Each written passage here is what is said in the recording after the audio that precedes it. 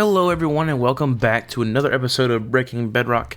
I'm your host Conman1125 and yeah, let's go and get started. We are starting right here in the industrial district, or semi automated industrial district. I've been AFKing the iron, trying to gather as much iron blocks as I can, just in anticipation for a lot of redstone in the future, as well as filling stuff up. As I was filling stuff up in the last episode, as you can see down there, I don't think I do have my spyglass on me. As you can see, this trident killer has exploded. As I was resetting a trident, as you sometimes need to do, it hung. Oh, goodness, it's loud. Ah, it's so loud. As I was resetting it, of course the creeper fell in and blew up, right? Of course I survived. Of course. But what happens with this, is pretty quite simple. The tridents go around and round and round like this on top of these glass panes, and that lets everything fall below and get pushed out and into our system. Unfortunately, sometimes, as you'll see right here, the trident falls down, just like right there.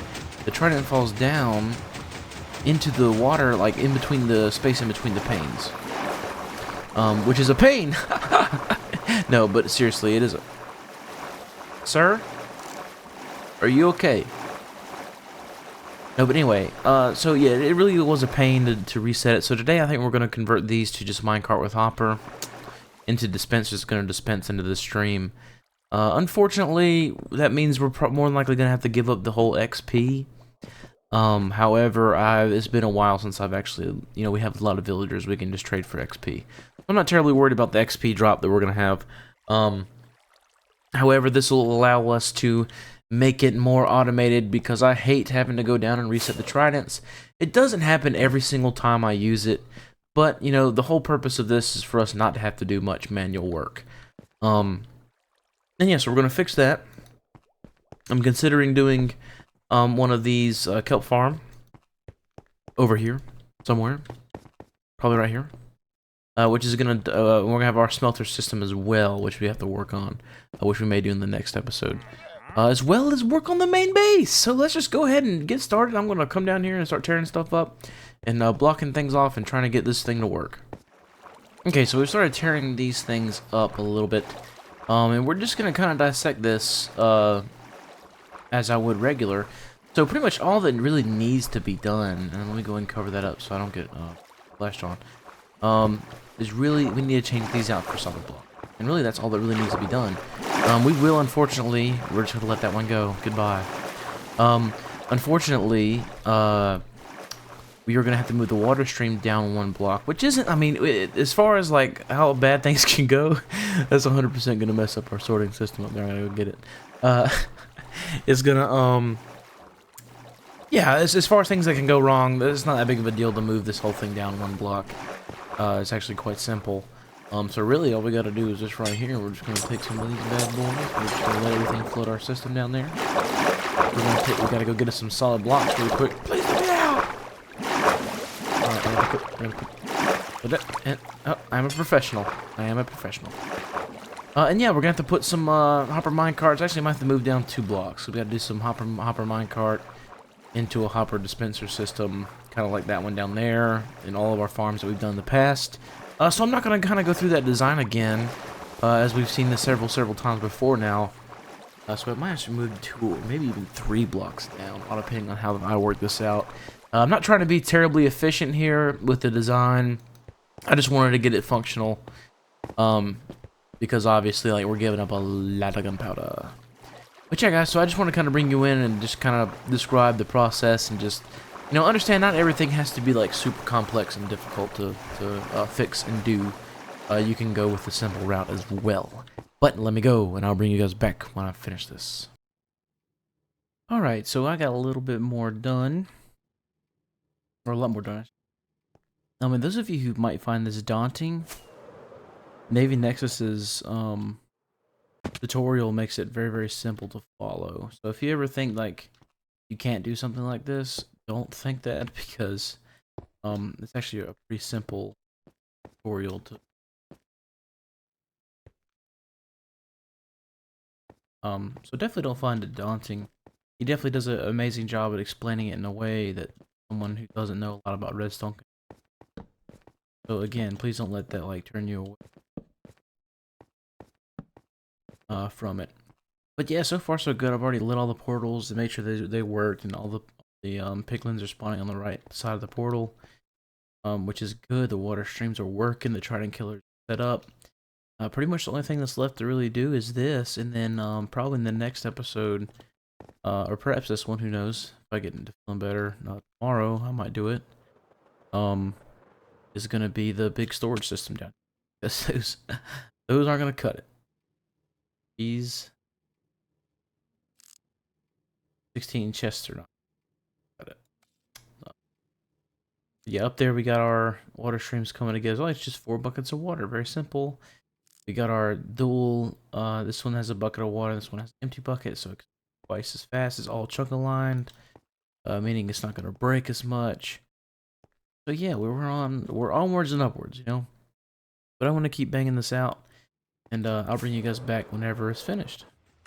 All right, let's see how this bad boy does. Oh yeah, very loud. Go down there and turn on the trident killer.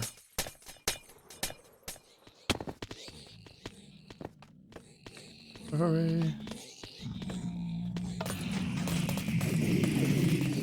Very loud. I'll have my looting 3 sword.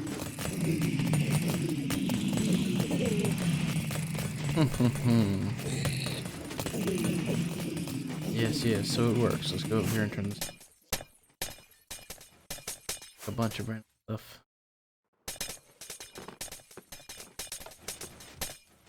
Stop everything.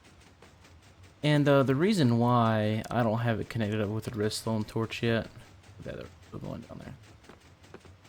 Reason why I don't have the torch tower coming up yet, following this tutorial, is because me and Hammer's gonna make this absolutely 100% toggleable. And what that means is pretty much, we're gonna be able to turn on one window at a time. So we'll have an option, you know, 1, 2, or 4, I believe is what we decided. So what we're gonna do is from our control center, we'll have the ability to turn on or off any of these sides, and that'll also connect to these as well. So if we're running one side, would just be that one, and then 2 would be that one and that one, and then 4 would be all 4. So yeah, it's gonna be pretty interesting hooking that up, as most of it we're gonna have to run our excuse me, have to run our redstone over and back under, which is gonna be interesting to work out. Hopefully it'll reach, the signal has to reach from right there is where our control room is. We may have to move the control room around a little bit, but that should not affect anything we have going on. But let's go check and see what kind of loot we have just from running the farm at a very, very short amount of time. Oh yeah, look at that XP as well. Like good XP. Oh yeah. See what the loot looks. Okay, not too shabby. Now this is without the looting 3 sword. We still got quite a bit of stuff. And the sorting system next time is gonna sort through all these golden swords and such, and sort that out for us. And the sorting system will reach all the way to the floor, maybe a block or 2 above. I built 1 or 2 blocks ahead of, or 1 or 2 blocks higher, so that we can work around it if we need to. Get that! Oh, nice. Really gonna enjoy that. Clean our area up a little bit, so you don't need those junk border markers anymore. That looks dope. Alright guys, well, I'll bring you guys back whenever I finish the storage system. If I do it, if not, we'll go do something else. Alright, ladies and gentlemen, it has been 4 hours.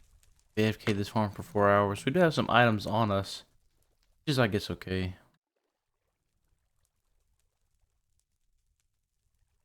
Under us. Okay. But we got an absolutely ridiculous amount of gold. Okay. Just read all that, just full of nuggets.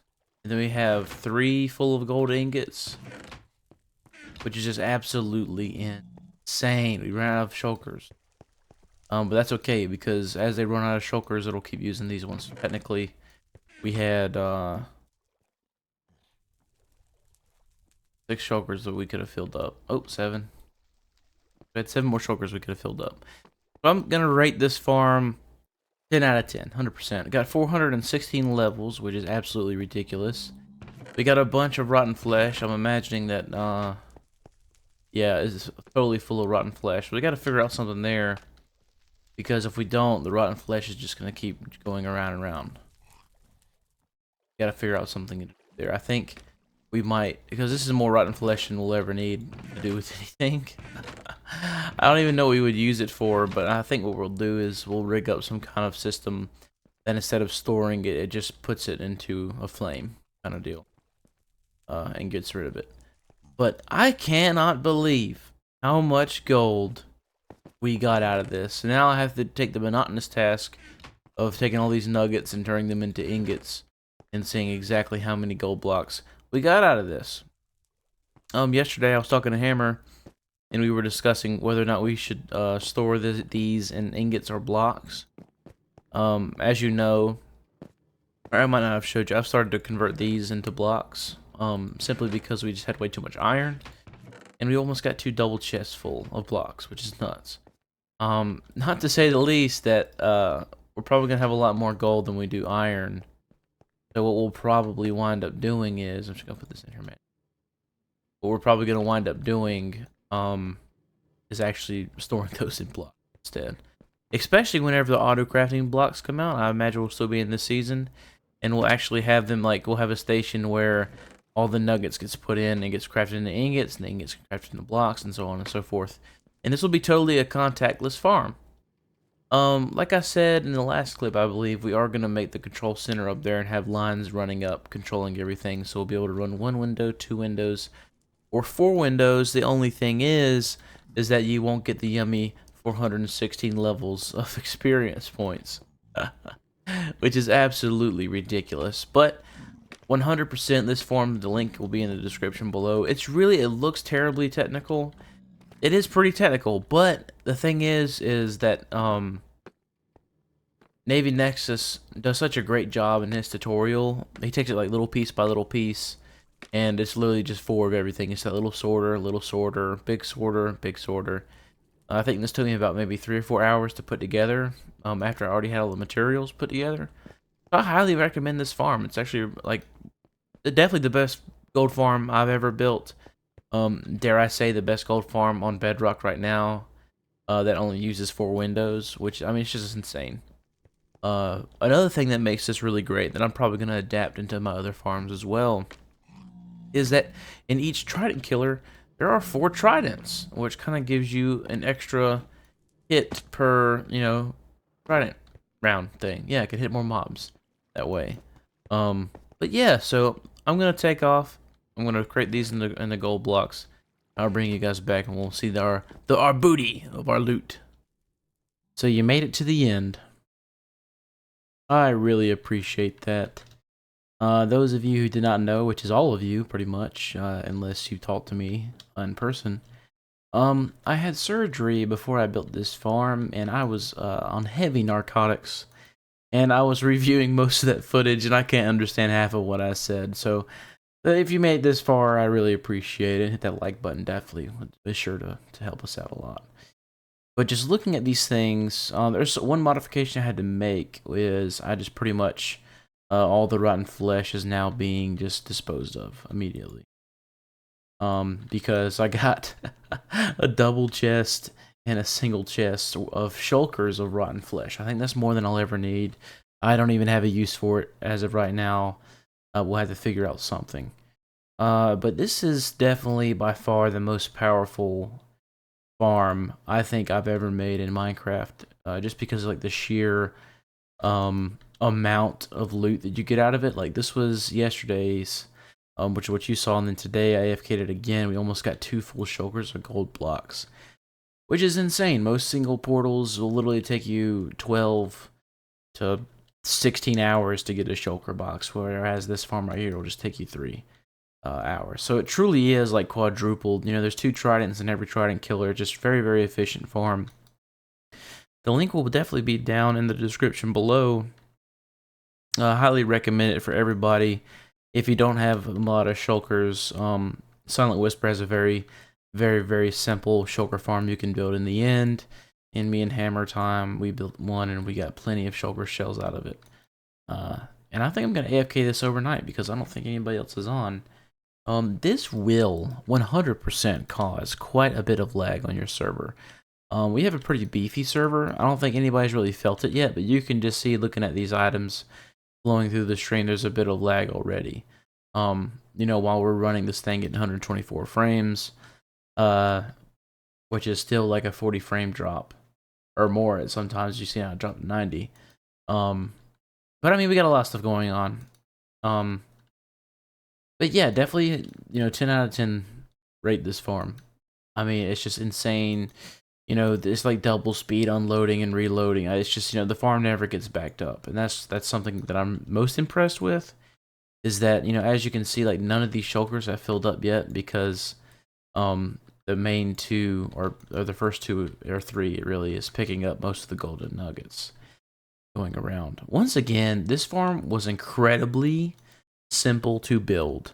And I know I've said that like 3 times, but I'm very serious about it. NavyNexus did an incredible job on his tutorial.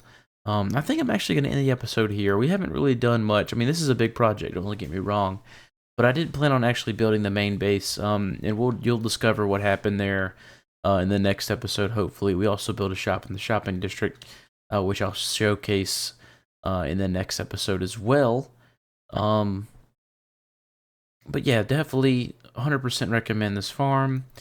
If you guys have made it to the end of this video after all the mumbling and the mic problems and everything else, I really appreciate it. It means a lot to me that you guys stayed to the end. But yeah, if you made it here, just leave a comment. Let me know you made it to the end. It'll really warm my heart. But yeah, I really thank you for watching. And almost forgot to mention, we're actually looking for more members here on the Breaking Bedrock server.